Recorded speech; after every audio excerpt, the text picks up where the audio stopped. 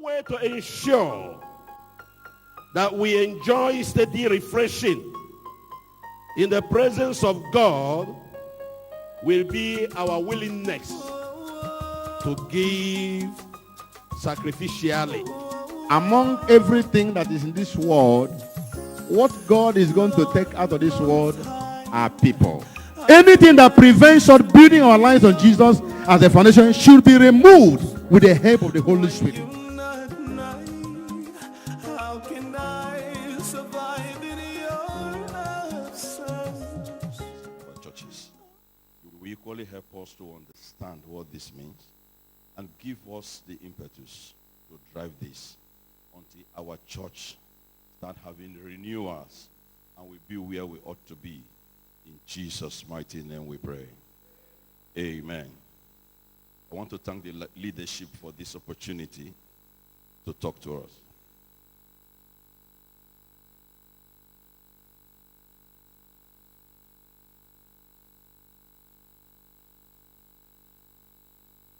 Okay, I will be projecting it through the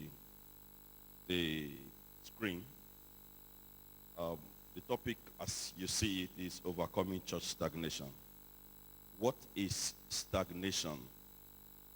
The very word stagnation is a state of inactivity. It is not a word that should be applied to a church, because in the real sense, the church in its very essence should be a center of activity, life, and vibrancy. So when a church stagnates, basically dies, and it ceases to do what a church is supposed to do. So a church should, the word stagnation should not be associated with a church. Rick Warren said in his Purpose-Driven Church book that a healthy church is a living church. So a church is a living thing. And one of the characteristics of living thing is that it grows. But I was shocked that equally, one of the characteristics of a living thing is that it dies. So a church can die. But I pray that we actually pastor churches that are alive, are healthy, and are growing. Some of the basic signs of a stagnated church are, number one, you have very high backdoor rate. What do I mean by backdoor rate? Pastor Abraham took time to talk about it. But I'm going to tell us what they mean. People leaving your church. Why are people leaving your church? Because one of the things we must learn, if I cannot grow, I should remain where I am. But when you now start declining, then there is a problem. So what are the things to show that we are actually having a high backdoor rate? One of the things affecting us is the issue of dual allegiance to the ministry. What do I mean by dual allegiance? In most organizations, because I formerly work with the OPS, Organized Private Sector, rose to the position of a GM, one of the things most of these organizations don't tolerate is conflict of interest.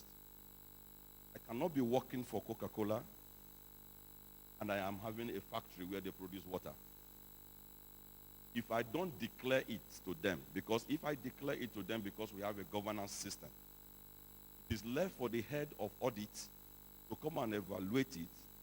Will my position as a GM influence in promoting my own brand and decrease the brand for which I am being paid for?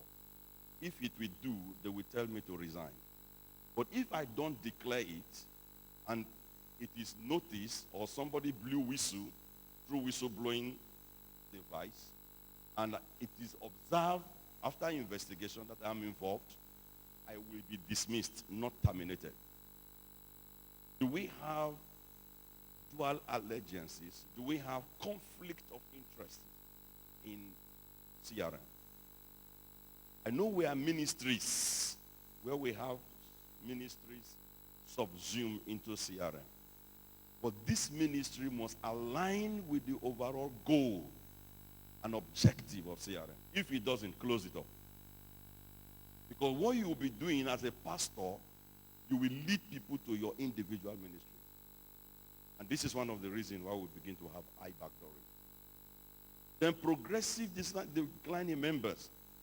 Low membership retention, low visitors rate. Another sign is any growth you have is transfer growth. I know if I am transferred now to Abuja or to Lagos, wow, Pastor Dan has been transferred to Abuja, Pastor Dan has been transferred to Lagos. I've increased the population there. But in the recent, I have not increased the population of CRM. The bottom line remains the same. So if your growth is based on transfer, you are not growing. You are stagnating. You are pulling from the ever smaller pool of people. But if you are reaching the unchurched people with little or no church background, the future is much brighter. And this should be our goal. The absence of spiritual gift among members and leadership. Spiritual expectations of members are not met. Sinners are comfortable in the church protractedly. Proliferation of demonic activities. Conflict among members linger for too long. Just go do a Pareto on your church and look at these things and come up with action plans to see how you can deal with it. It exists. There are a lot of complaints from members that are not being dealt with. If you are drinking a bottle of Coke and you felt something in your tongue, and when you remove the thing, you discover that it's a fly, will you ever drink a bottle of Coke again? So if we don't have a robust system to deal with membership complaint, I tell us, we stagnate. Signs of stagnation continue. Absence of spiritual hunger. Bible study participation decline. As a pastor, do a measurement or an assessment of your Sunday attendance versus your Bible study and prayer meeting attendance. You will be shocked that the gap is much. There's a wide chasm that exists there. You should know that there is hunger, because if somebody is hungry, no excuse. No excuse, I say it. You see, most of us feel we are too busy, but in the real sense, it's because you don't know who can sack you. I came up with this mentality because people ask me, how come you are so busy for God and yet your job does not suffer? I say it's simple. I define who can sack me. And I discovered that it's not my boss, it is God. And because I had that definition properly put in perspective, I do my job anytime. Once it is 5 o'clock, I need to do something, I go ahead to do it. I have given my company their dues. They are owing me my salary. I go to do my other things. And my other thing is to ensure that I proliferate the interest of CRM. Then we have low drive for soul winning. If less than 60% of your members are involved in church activity, you should know that you are not growing.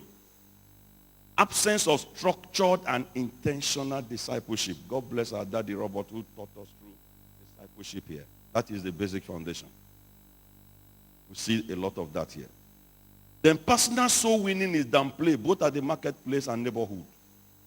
I see no reason why we will have members in our churches and the raw materials needed to bring to our church are just around them. And then I began to look at our yield. Because I look at yield. What is yield? God's spirit in me. God invested in me. How much of it have I been able to use in impacting my community? It's measured. In one of the KPIs I mentioned in my organization, it is called concentrate yield. They give me the concentrate and say, mix it into this bottle. They measure the concentrate yield. How much of this concentrate were you? And they give me a tolerance level, 99.98. So I am only allowed to lose 0.02 as business loss. So if we look at the yield of the investment of God upon our lives, you think God shouldn't have fired us, both as pastors and as members of the church? Should God continue to invest in our lives? I doubt that. Then low financial commitment among members. Tithe payment is treated with levity. We are just talking about 10%. We are not talking about 100%. Where some people have developed themselves to a point where they see, as Daddy spoke yesterday night, that we need to go into sacrifice. The money for this work is within us. I know clearly it is within us. When you begin to see people are dragging, of course, it's commitment to the ministry. One of the things that shows you are committed to a cause is your finance. Financial sacrifice is seen as burdensome to most members. The pastor has come again. I didn't see this. There is an Elijah anointing and there is Elisha anointing. Discover that Elijah, God will say, go to. And he will need to persuade. He will need to beg. He will need to do this. What I saw in Elisha, after collecting double portion, people identify need in his life and willingly come and submit. We shouldn't come to this level. Our mission, the parable of the life-saving station. I don't know how many of us have read about this parable of the life-saving station. It's too lengthy. I will not go into it because of time. Some people came together, or just maybe give an abridged form. Came together after they experienced a shipwreck, and they said, no, let us develop a life-saving station. And then they will always go out to look for shipwrecks and save the people. It came to a point, they became so used to it, they expanded the place, make it a hall, make it a club, and they were no longer going for life-saving again. And they were now relaxing. One day they brought some people into the place. When they brought them, they were looking so dirty and they were smelling. They said, no, we need to put a bathroom somewhere where people need to wash before they can come into this club. They've not changed it to a club. And I want to tell us, most of our churches have been changed from life-saving churches to clubs. A lot of us have this kind of sense of relaxation. We have arrived. And we've forgotten that the real reason why church are made is because them that should be saved should be added, not them that are saved. In Acts of Apostles chapter 2 verse 47, say God added to them daily they that should be saved. So if your church, sinners are coming and the sinners remain protractedly sinners, then there is something wrong with the process of converting sinners to saints. And if something is wrong with the process of converting sinners to saints, then something is wrong with the pastor. I cannot have raw material in my factory and my commercial counterparts are crying for products that they cannot sell. Then something is wrong with my equipment or something is wrong with my personnel. And as the GM, I need to look at what do I need to do in terms of corrective action plan to execute and ensure that we get the desired result daily. My target every day is to produce 40,000 cases, not bottles, per day. If you multiply that by 24, you know how many millions of bottles I produce every day that is being consumed.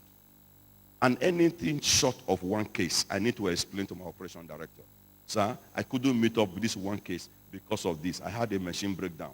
But despite that, we were able to identify the root cause, and then we have put it back, and we are going on. This will not repeat. I must make a commitment that this will not repeat tomorrow, and sign it. If it repeats, you begin to put it as an appraiser issue. Because on the day I will be appraised, after the end of the year, it will tell me clearly, Daniel, on this you did not show leadership because you made the business to lose this and lose that. Maybe because we are not being appraised. If we are being appraised with a robust system, a lot of us will either say, no, we cannot continue, or we want to continue and sit up. Now we have life cycle, because if according to Rick Warren, church is a living thing, then we should have a life cycle for churches. The first is the stage of the rapid growth. When you start a church, it grows. I remember when I started the church in 2016 in Night Mile. We started at Bimas Hotel. We were 35. Our state overseer, Ben Enema, came to inaugurate the church. Getting that number was, wow, 35 in the hotel. But I discovered that we plateaued for about 1 month. Even that 1 month, to the fact that within 1 month I plateaued was, in short, God was rebuking me. How come it took you 1 month to realize that your number have remained 35? Because I should have identified before, maybe within 1 week or 2 weeks. 2 weeks preferably. And I began to ask people, what is the problem? They say, no, this is a village, and it is not good for women and men to be coming to a hotel in this place. they see it as a taboo because the hotel, they feel they commit sin there. I equally did research. I went to the winners. I said, what happened? Where did you start from? They said they started in a hotel. And for about 2 years, they didn't grow. I said, I won't wait for 2 years. Right there, the drive to get a venue came. And we identified a place, strategically located. It was uncompleted building. The man made them into shops. I went to the man, the landlord, is the mayor of Nightmare. I said, sir, I'm interested in this place. He said, no problem, bring money. Ego, if you can roof the whole of this building for me, I will break the wall. You need the hall. I will give you a hall. And I said, no problem. We signed the deal. I have to go and take a loan from my office and put it there. I roofed the entire building, including his own aspect. Paid the money there. The church was looking so beautiful. Within 1 year, the GO came there in our first year in inauguration. And I began to see the growth. Within that 1 year, I knew 6 months to my departure from Nightmare that I'm going to be transferred. So I needed to bring a pastor. The moment I brought a pastor, I hands off the church. I withdrew. I called Pastor Sam Solo. I said, Sam, if you give me the pulpit of this church, I will come. But if you don't give me, I will not come. I want to observe you and see how you manage this church. I observed him and managed the way he ran the church. Because I don't want a situation. I started withdrawing intentionally. Let me see whether there are people who are coming because the GM of Coca-Cola is attending this church. And gradually, some of them were withdrawing. And so when I was finally transferred to Kanu, a lot left. Thank God for him. He has been able to keep that church. Moving on. I hands off completely. There is a stage you should know I shouldn't continue pastoring. And let the people who you feel have the capacity to do it take over the stage. You cannot be pastoring a church year on year, why oh why? And every time the numbers are not increasing, please do something different.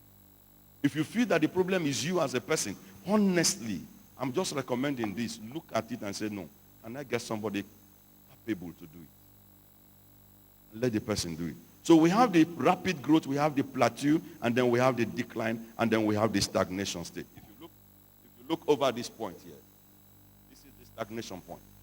But you see how the church was going? At this point, it plateaued between here and here. And then it started declining. A pastor should be sensitive between this point and this point and do a renewal activity to make it grow up. The graph of a church should be like this and not coming down. This is a sample graph of a church A. I don't want to use any church as an example. Now look at church A. You see how it started? It came down, it went up and it was growing. Then suddenly it dropped. Look at how it dropped. It dropped drastically in the year 1980. Went down drastically to even around 600. And I didn't know what the pastor was doing. No renewal activity. It suddenly went up a little and plateaued. At this point, as at 2005, the church is dead. Look at church B. Look at the peak. As at 1990, the church B went even to about, let's say about 280 or 270. Suddenly, there was a sharp drop. What happened?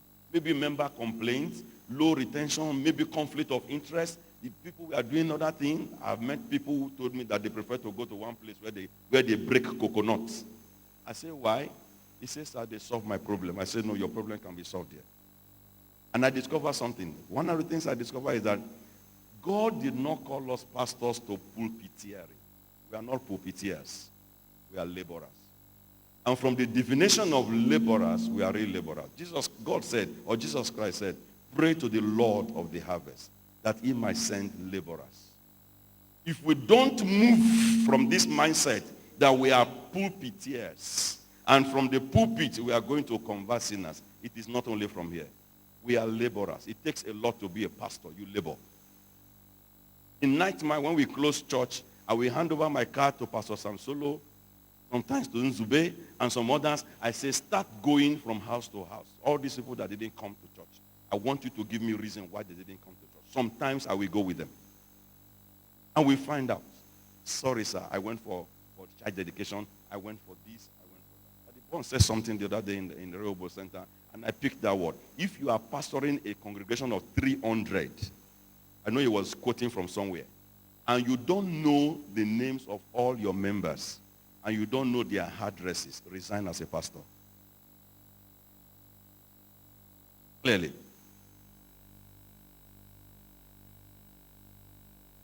Church C. This is what we should look like in church C. You see the way it's going. If you look at church C, it's growing. At a point here, it should have plateaued here and go like this, but there was a renewal activity here, it moved up. He wanted to plateau again, there was a renewal activity here, it moved up.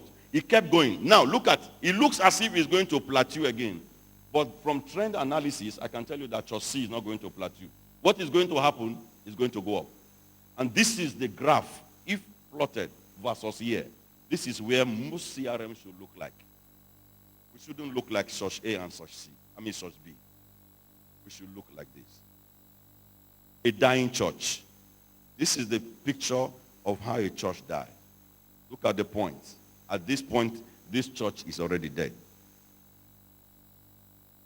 Life cycle characteristics. When we talk about church, what are the life cycle characteristics? Now we have growing church, we have plateauing church, and then we have dying church. One of the things that make your church to be growing is that it is future oriented.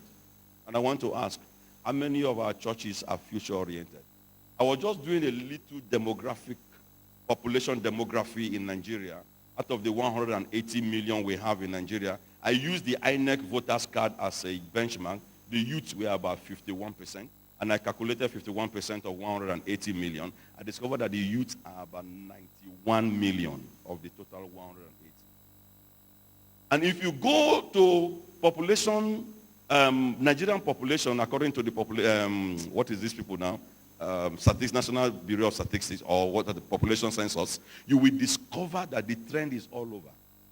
Over 65% in every state and total Nigeria are the youth.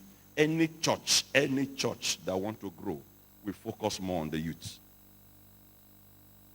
But who are we focusing on? A lot of us want to get somebody like Pastor Dan, want to get somebody like Pastor Alex, want to get somebody like Pastor, people who you think are doing. At this stage of my life, my mind is made up. You can't convert me. If CRM did not get me when I was a youth, you can't get me now. Stop focusing on this age. We are adding. The Bible says, what will you do when the wood is dry? It says, if men can use the wood when it is green, then what will happen when it is dry? When I am already dry. One day I came to CRM in Kano. Sorry, we are family. I need to just cite an example. I said it here last week when I came to minister. I said, friend, we came with the people in my house, and they saw that the environment was not looking well. Cobwebs. I didn't say anything. I told them, give me broom. As a GM of a company, I took broom. I was moving cobwebs. We swept everywhere, and I sat down, enjoyed my fellowship. But if I was in CRM and you invite me there, that is the last day I will come. Because at my formative stage, somebody invested in my life. Pastor Julian Anoye came to Niger State to be there to serve. In 1989, I was in my final year in secondary school. So at the early age of SS3, I was captured.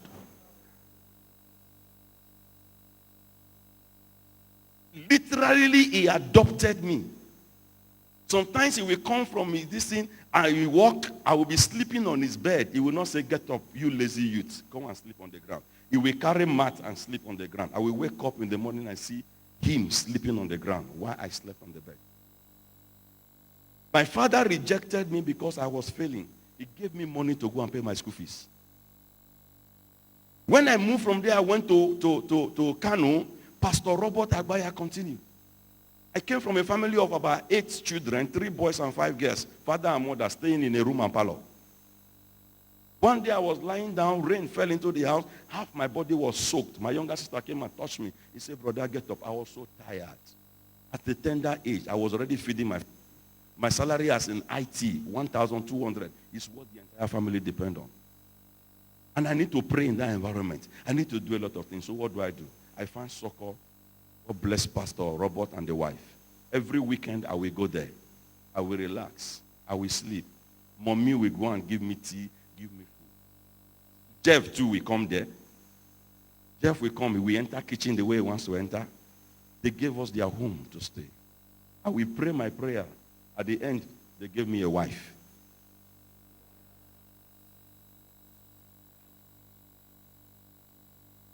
And then you want me to leave CRM? I can't. Then they are vision driven. Do you have a vision for your church? We have a CRM vision, but then how compliant are we to the vision? God said to Noah, my spirit will not strive with man for too long. I have decided to wipe them away. Prepare for me an ark. I was shocked that God did not come after 2 years to remind Noah how far you are going with this ark preparation. Noah didn't know. I went to read a lot. I discovered that it took about 55 years to 75 years for Noah to build the ark. But between the time God spoke to Noah, it was about 120 years. And God did not speak to him again. He gave him all the specification for the work. The material, he specifically told him, gopher wood. Where to put the window, where to put the decking, where to put the door. It was 7 days to the rain to fall. God appeared. And God told Noah, 7 days time, I'm going to send rain. And I want to ask, what Noah could not do in 120 years, will he have been able to do it in 7 days? If the revival is to come tomorrow, and God tells CRM, in 7 days the revival will come, are we ready? So if we don't intentionally get involved and drive this vision, I want to tell you, growing church, this is one of their focus. And then their community focus. I have a church opposite my house. I don't know why. For me, they are nuisance. Clearly. Every day you see them dry clothes outside. This, and look at this, a big fish opposite you. A 7-bedroom duplex facing you. And you don't even make plan. One day I told the pastor, on Sunday afternoon I was sleeping. They were not having program. Loud is music. Not as if they are having worship. I just got up from my bedroom and I went to him. I said, sir, do you know you are actually a nuisance to me? He said, but you are a pastor. I said, yes. Okay, what if on a Sunday morning, when I'm supposed to go to church, I tell my gate man, I say, bring my home theater, put it outside, loud this. You will begin to think I'm the devil. I'm a fellow pastor like you. I have a church in a community. I walled it and I put AC. And the community don't hear my shouting. This is not what most of us do. It's not by putting microphone or megaphone outside. Your community should know your relevance. They should feel your impact. If you are not community focused, then where are you getting your raw material from? Every church should be within a trackable distance. Then investors, most of us, we are not. In platoon church is provider. Then in dying church, they are preservers. Nobody wants to give his money. Then in growing church, conversion is by growth. But in a platoon church, conversion is by transfer. Pastor Dan must come to Abuja. I'm already a member of CRM, so why are you happy? Because if I come to Abuja, I'm depleting one center. Look at I have Googled the Catholic population in each of the states. And I discovered that the raw material are there. If we are not converting this raw material, there's something, there is a big lacuna that we need to fix. Something is wrong with our processes. The raw materials are there. A Catholic in my school, that graduated, he was the NFCS president. He encountered me when he was in year 1. I was in the 22 graduating. After he became the NFCS president, he went to Sokoto to serve. He said, God told him, go and locate your father. And he came to my house. He's still a Catholic today.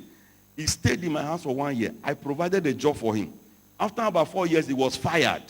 He wanted to get married. I sent him money. I did everything. And I asked him, where are you worshiping? He says, I'm seeing in the Catholic church. I said, okay, no problem.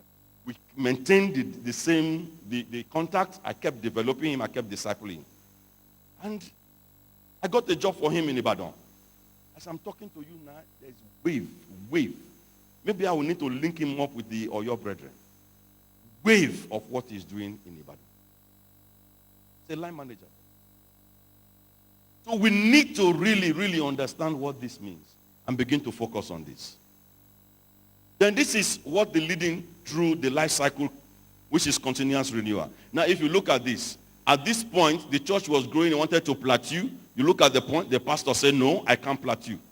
He did the renewal around here, he grew up. He did the renewal around here, he grew up. Now, Do you know that if you put hot water here naturally, what will happen to it? You don't need energy for it to go down. But if I want that water to be hot, what do I need to do? I apply energy. See, it takes energy, it takes effort. And that is why God called you laborer. It takes effort to grow your church.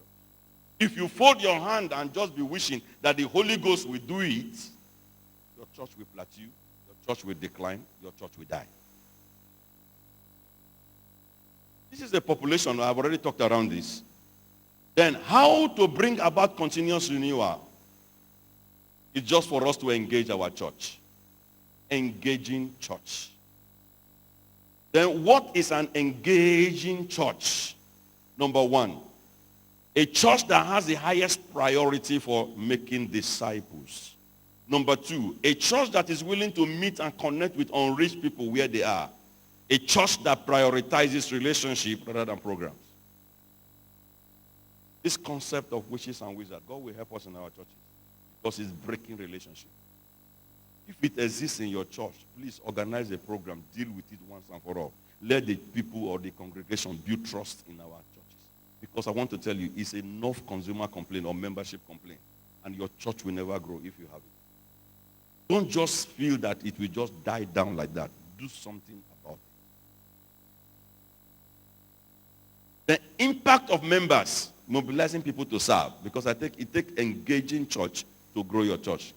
Now, percentage of people serving is directly related to the growth, stagnation, or lack of growth in the churches. If 40% of the people are serving in the church, it's usually a declining church. You have a congregation of 100, and out of the 100, 40 of them are active workers. That church is declining. If 50% of them are generally working, then the church is plateauing. But if more than 60% are working, then the church is growing. So what should a pastor do? How do I engage more of my members to work?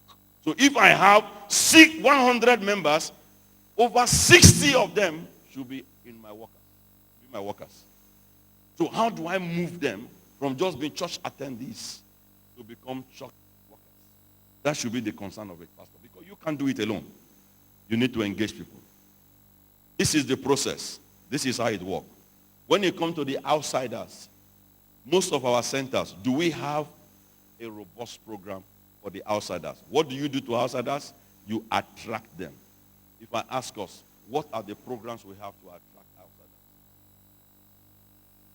What do we have? Most of them comes in here. Some of us, we throw them away. No, they are raw materials God is giving to us. If you cannot change them, then you will not grow. The church on earth, we are not in heaven already. If we are in heaven, then all of us are saints. But here on earth is a mixture. It's like a panebita workshop. You know what you find in a panebita workshop? You see freshly accidented vehicle, and you'll be wondering, will this white vehicle ever become good again? Then there's what they call WIPs, work in progress. The panebita with his instrument are there working on it. Then there is what they call finished vehicles. When you see the finished vehicles, you'll be wondering, this vehicle, is this the way it came to this workshop? The difference between the freshly accidented vehicle and the finished vehicle is the expertise that the panebita introduced with its implement. So if you don't have the right technology, the right skill, the vehicle continues to remain there as accidented vehicles. So today, we are carrying a huge load of accidented human beings, sinners in our churches, because we don't have the process of conversion. And what we need to cry to God about is, God, we are attracting, what do we need to do? Now, for look at this one for visitors. What do we do to visitors? We connect with the visitors. When visitors come into your church, it has been proven, within 10 minutes after you share grace, nobody intentionally go to greet that visitor. Ask the visitors, you have already lost that visitor within 10 minutes of when you share grace. You don't go to that visitor to say, this is, how are you? Where do you stay? How are things with you? And I discovered that this is one of the things we do in our churches. We just allow them. We leave it to some people. For me, as a GM, there are certain things I don't play with in my organization. I must directly be involved. There are things you don't delegate. If not, you will be abdicating your responsibility. There are things you don't delegate. If you must delegate, then delegate correctly. Do a performance evaluation of your members. You delegate something to somebody who you know does not have the core competence for it, you will mess it up. Then for new members, we integrate. Thank God, Pastor Robert and the ministry have developed integrating manuals, which is the School of the Word, the foundation class, and the discipleship manuals. How effectively are we actually applying this in our churches? We have members today who are never converted. They have been 10 years with us. And you know one problem, when you have a hatchery or an incubation period, a hen is brooding over the eggs for 21 days, applying consistent heat. One of the egg rolled away. I observed that egg does not come back again. And I keep wondering why. If you push the egg, the hen will use the beak and roll it away. You know what the hen will say? You are no longer fit to be hatched. We just put you off. So such members in our church, they can neither become chicks, neither can they be cooked as egg. So what do? We do damage control. We just keep managing them. Because the day break, the church smells. The church scatter. Because they have evaded the process of discipleship. So we are caring for growth. We need to give this one special attention. So when somebody in the church is trying to talk, he says, please go and tell him not to bother that brother. Because this, why did you go to talk to him?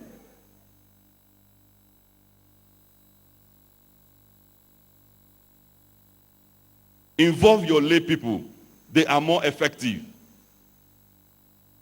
Pastors, is not you do it alone. I started preaching when I gave my life to Christ. I was shocked at the level of exposure I got from Pastor Julian. In short, the first day he said I should preach, my legs were shaking. But how often do we involve our people? When I went to Kanu, Pastor Robert saw the same thing and said, no. I was shocked. Give me the pulpit. Even at the regional intercessors camp, give me a message. And ever since then, one of the things that helped me in my organization to grow within 12 years from an assistant manager to a senior manager is the boldness I got from the church. In short, there was a day we were having management review. All these 152 senior managers gathered. And they called us, all the GMs, and all GMs go this way and come up with your own corrective action plan and make a presentation. Our director came in and said, Daniel, you are going to do this presentation. I said, why, sir? He said, because you are a pastor. He needed somebody that will not bring disgrace. The moment I did the presentation, I saw him and the MD discussing. When I finished, he came to tap me. He said, the MD have identified you. He is asking me, who is that guy? I got it from the church. I got this boldness from there. Find the right people for the job. One of the things I do if I pastor a church or I want to pastor, I will put every of my workers into 4 boxes. First box is performance level 1. Second box, performance level 2. Third box, performance level 3. Fourth box, performance level 4. I can only delegate 100% to those in performance level 4. Then sometime, when I want to delegate to performance level 3, I will observe and see them do it. They need to gain my trust before I can delegate. Then for performance level 1 and 2, I need to teach. I need to continue to teach. I need to be there. If you have this plan to develop men this way, until you bring them to performance level 4, because there is no intentional and conscious effort to ensure we develop our laymen, they mess up. In November or October, I was at the airport. My flight was to be on Thursday. I went to fly. I don't even know that my office gave me a flight for Friday. So when I went, they said, sir, your flight is for Friday. I said, so what do I need to do? Because I need to be in Port Harcourt now. They said, sir, the only flight available is 4 o'clock. We can change it for you. So from 10 o'clock, I needed to wait. So I had to go and pay for the VIP, 3,000. I will sit down there, relax very well. If I want to sleep, I can sleep. I will work on my system. And they will give me tea, give me banana, give me this with the 3,000. So it worth it. So I stayed there. It's a long wait. As I was there, 2 people walked in, a lady and a man. So I wore a shirt. HR business partner. One of them came to me and said, are you an HR personnel? I say, by JD, no. But by what I do as a GM, I need to have HR knowledge to be able to manage, because all I do is people management to be able to deliver my result. So we got talking. So how are you doing it? So they were shocked at what I was telling them. I said, number one, I told my team I want to either make this place a good place to work concept, or it can either be a nightmare to work concept. And I told them, give me the list of all you know about a nightmare place to work. They listed it. They use vulgar languages. They use abusive languages. I will sack you. I will deal with you. Then I said, give me some list of what should be on the good place to work concept. They listed it.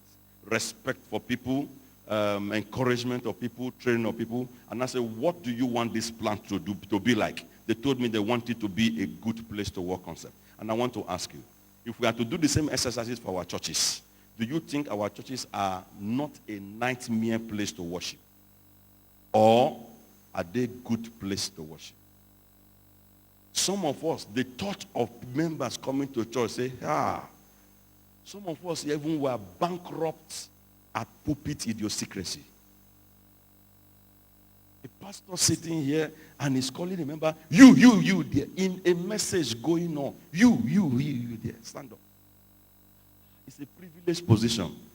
You are controlling professors, you are controlling GMs, you are controlling this. It's a privileged position. See it like that. One day my secretary, direct secretary, looked at me in the presence of my associate, looked at me and said, sir, you are stupid. I looked at him, I said, what did you say? I repeat again, sir, and he did like this, you are stupid. I just opened my mouth like this. I wanted to react. The Holy Ghost said, go to your office. I went to my office and sat down. I just bent down and said, God, what are you trying to insinuate? To prove whether I have dealt with anger or what? So the Holy Spirit now said, Dan, interest of Coca-Cola, not personal interest. If you tell him now, I will deal with you, his productivity will plateau. If you threaten him, you will not get your result. And they will sack you because of performance. You are going back to him, not to refer to the word he said. Just go to him and ask him of the assignment you gave him. So I went back to him. I said, Richard, the assignment I gave you yesterday, have you done it? When he saw I didn't refer, my face was cheerful. The Holy Ghost said, be cheerful. You know, there are certain things when you occupy certain position and you are a Christian, you can't do. Aaron, his sons die. God said, if you cry, you die.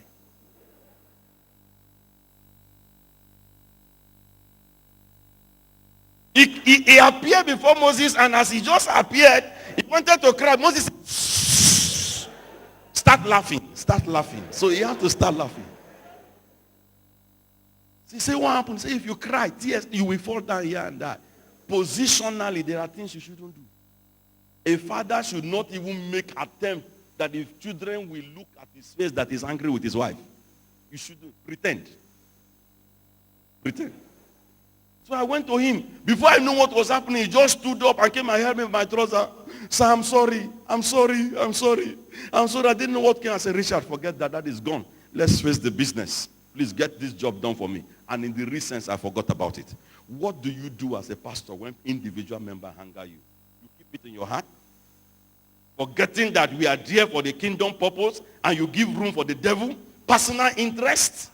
To the detriment of the overall interest of moving the church forward?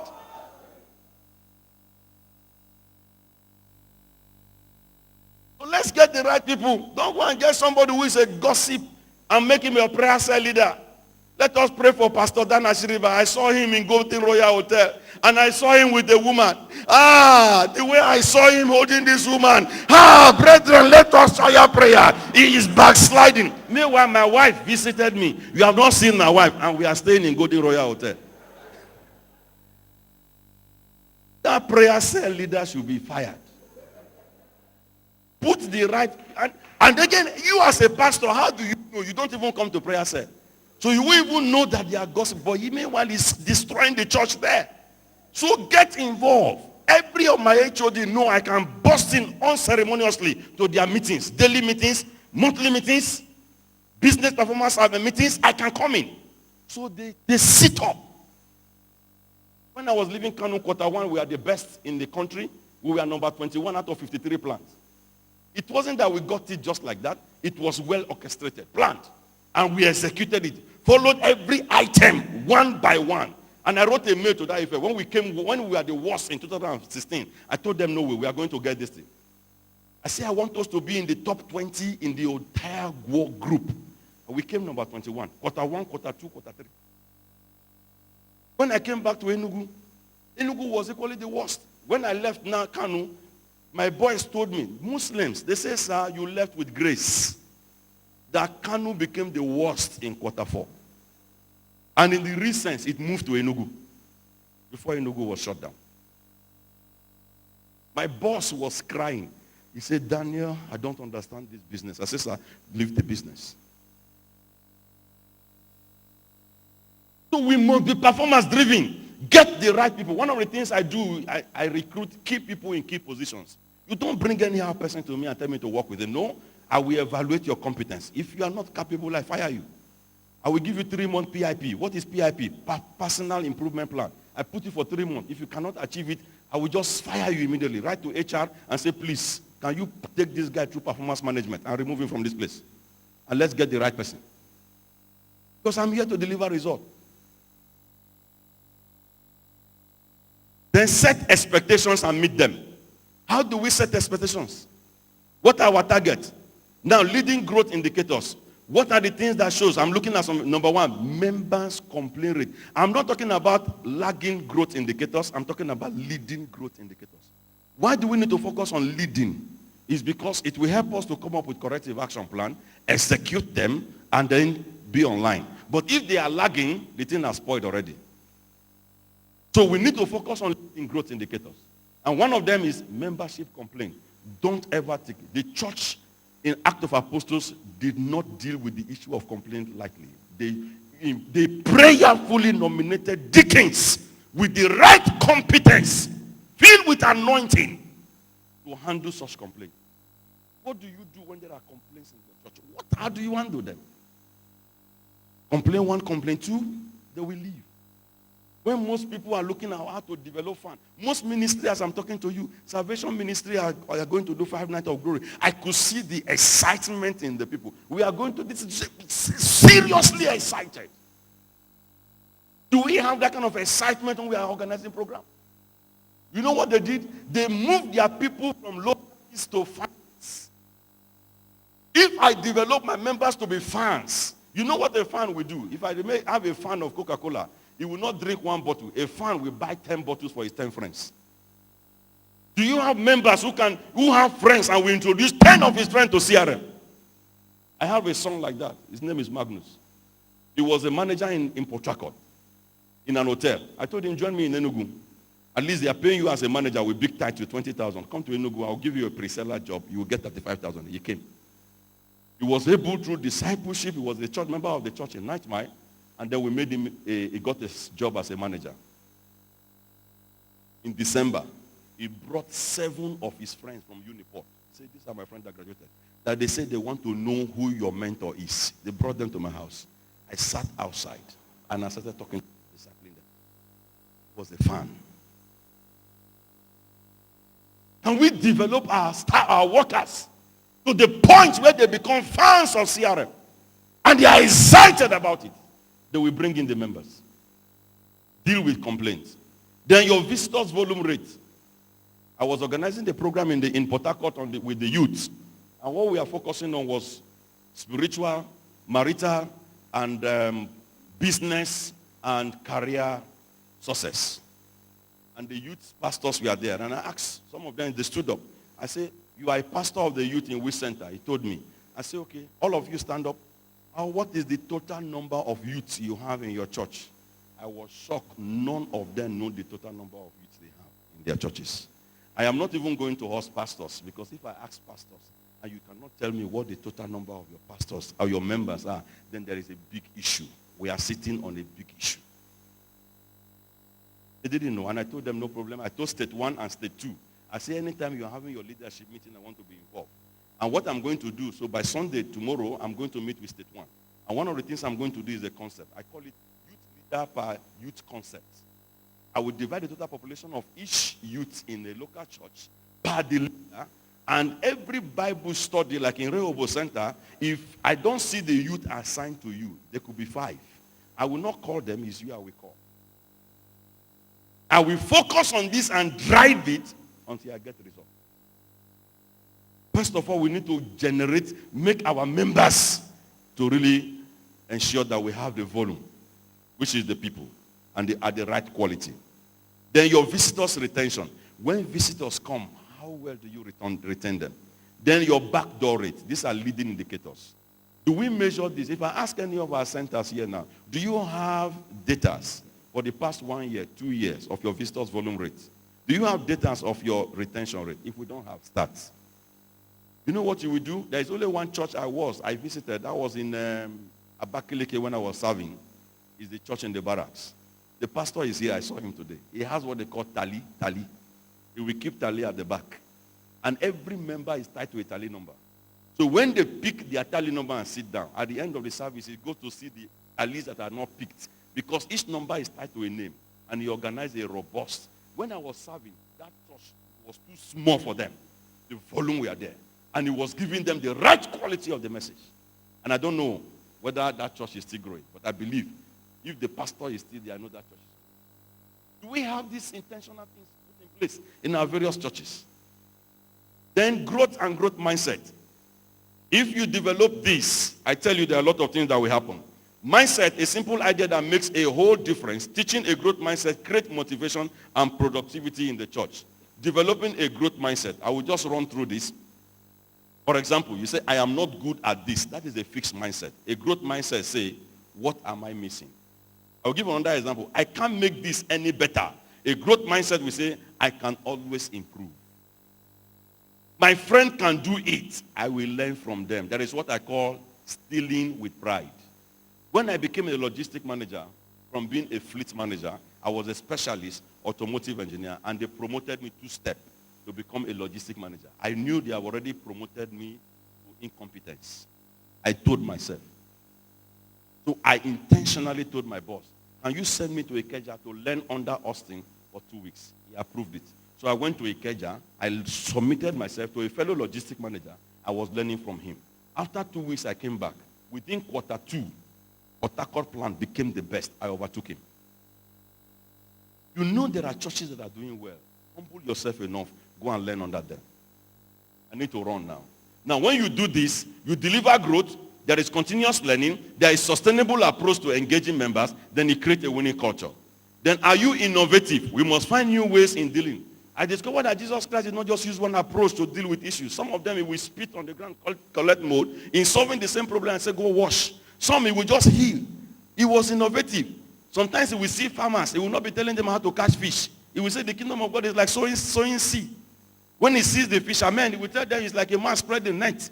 So how well do we know? We need to apply innovations in the way we handle it. As it was in the beginning, so shall it be now with world without end. No, it's not like that. We need to be innovative. Now, applying the principle of Revelation chapter 7 verse 12. What is this principle? The Bible says war broke out in heaven. I was shocked. I expected that God will arise and tell Lucifer, sit down there. You can't do this here in heaven. Because as far as heaven is concerned, my will stand. I discovered that God didn't stand. God did not do anything. God folded his hand. Who was the person that stood? Michael. Who was the person that challenged? Lucifer. Who was Lucifer? Archangel. When archangel stood up to challenge God, archangel stood up to challenge him and said it will not work. That is the principle I call. They fought until the Bible said they found no place for the devil in heaven. If being one department allowed something, the devil will have still be reigning in heaven. And God will be folding his hand to look. In the same way on earth. You know the Bible said they casted him to this world. And he said, woe betide you, people that dwell upon the earth and the sea. He said, because one, the devil now came with great fury, knowing that his time is short. And then you are in charge of a territory. I like what the state overseer of Benue said. I stood my ground to install a Christian to be the SUG president. We need to go territorial. We need to begin to take charge. If a GM is messing up, a GM to rise to fight him. If a professor is messing up, a professor should rise to fight him. Archangel Lucifer rose up to fight Archangel Michael. It can't happen here. A copper is messing up, a copper should match copper. A trader should mark trader. A barber marks trader. Barber. But to get this, you need to empower your members. Right there, where I was, because I was empowered. I talked to this, whatever they were saying, those two guys. I never knew that I was talking to the membership mobilization of CIPM, Chartered Institute of Personnel Management. They invited me on the 15th of November that I should come and talk to them for 15 minutes, that the vice president will be there. Then, I don't know that the man sitting close to me was the bishop of Evo Diocese of the Anglican Communion. When they left, he called me and said, sir, those things you are talking about, I am interested. He opened up to me and said, my youth are leaving. My clergy are insensitive to it. You need to come to my church and talk to them. In December, he gave me the platform. The whole clergy in Evo Diocese were gathered with their wives and some selected laity. He spoke to them. One of them begged him and said, sir, this man needs to come back because he was saying this in a hurry.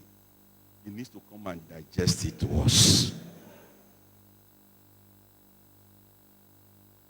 We need to apply this. Look at this. Why grow? Why growth? Our competitive landscape is changing. Look at the frog. He's not carrying a traveling bag. Time for change.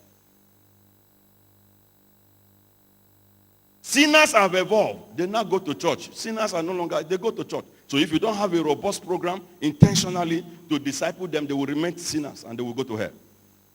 Then house-to-house approach is no longer relevant. Let's be frank. You can't come to my house. It's walled with gates. In short, Jehovah's Witness or witness. They came to my house. My security man was just looking at them like this. They knocked and knocked and knocked. The man was looking at them. They left. But do you know where Jehovah's Witness can meet me if they really want to disciple me? If they have a barber who understands the scripture and is well trained and is saturated in their doctrine. You know he touches my head of charge, FOC. He will tell me, sir, turn your head like this. He's touching it free of charge. If that barber, if we can equip barbers that touches even the head of the president, free of charge. You think he's laying his hand, those hands that are not empty, well anointed. He's putting it, sir, can you turn your head like this? And he's sakalabalagadagadagada. You think I will not one day come to the church? That demon on my head will be removed. So we need to equip, and then we need to go behavioral. There's what I call BBSW, behavioral-based soul winning. We need to entrench this. Then we need to be externally focused. Let me just rush through. Okay? Now, these are the 5 basic growth factors. And I'm rushing this. Number 1, if you want to really grow your church, you need to have a vision. You have to have the skill. You have to have the incentive. You have to have the resources. You have to have action plan. When you have these 5, you will grow. Now, what if there is no vision, but there is skill, there is incentive, there are resources and action plan? What will happen? There will be confusion. Are there churches where there are confusions? Then there is no vision. Then what if you have vision, there is no skill, but there is incentive, there is resources, there is action plan? What do you have? Anxiety. What if you have vision, you have skill, but you don't have incentive, but you have resources, you have action plan? What do you have? Resistance.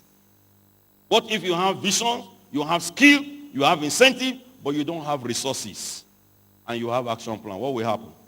Frustration. You have vision, you have skill, you have incentive, you have resources, but no action plan. What do you have? It's a false start. Thank you.